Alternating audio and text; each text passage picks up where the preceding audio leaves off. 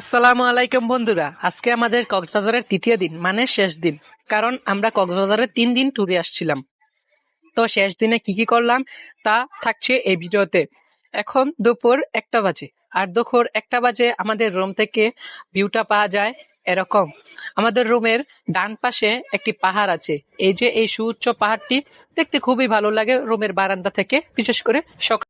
তারপর দুপুরের লাঞ্চ করার জন্য আমরা চলে আসছি একটি রেস্টুরেন্টে। রেস্টুরেন্টটির নাম হলো ঢাকা রেস্তোরাঁ। আমাদের রুমের সাথেই, আমাদের হোটেলের সাথেই এই রেস্তোরাঁটা।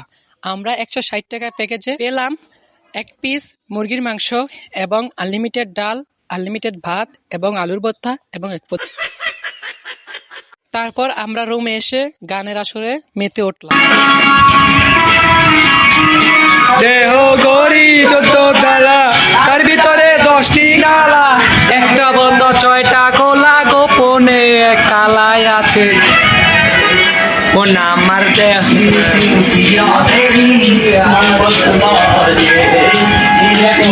বিকাল 4টা আমরা বেরিয়ে পড়লাম সমুদ্র দেখার উদ্দেশ্যে এবং বাড়ির উদ্দেশ্যে কিছু কেনাকাটার উদ্দেশ্যে। তো আমরা বিকাল 4টা বাজে প্রথমে আমরা চলে গেলাম বার্মিজ মার্কেটে। আমি 500 তারপর গাড়ি থেকে নেমে আমরা মার্কেটের ভিতরে ঢুকে গেলাম। তো ফায়াজে বলতেছে এটা মেয়েদের মার্কেট। তো চারদিকে মার্কেটটা দেখলাম যে মার্কেটে কি কি আছে। তো বেশ নামি দামি মার্কেটই বলা চলে। এখানে অনেক দাম মেয়েদের, বিশেষ করে জিনিসপত্র। কক্সবাজারের দোকানিরা প্রমাণ করতে চায় যে এখানে সবকিছুই যে এক্সপেন্সিভ, এখানে সবকিছুই যে দামি, এটা তারা প্রমাণ করতে চায়। তো আমি একটা দোকানে ঢুকে পড়লাম।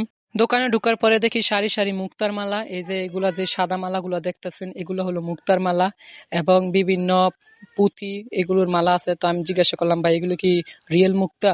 তো তারা বললো হ্যাঁ রিয়েল মুক্তা। তো আমি একটি মালা নিলাম এবং আমার বোনদের জন্য ভ্যান নিলাম। তো তারপর আমি শুটকি মার্কেটে চলে আসলাম। তো শুটকি মার্কেটে এসে বন্ধু বলতেছে যে আসো শুটকি নেই। তো শুটকি নিয়ে নিলাম। কেনার কানার ডান তো শুটকি নিয়ে নিলাম একেবারে ব্যাগ ভরে। এখান থেকে আমি প্রায় আমি আর আমার বন্ধু 10,000 টাকা শুটকি নিয়েছি। তো শেষবারের মতো চলে আসলাম যে সমুদ্রের পাড়টা আবার ঘুরে যাই।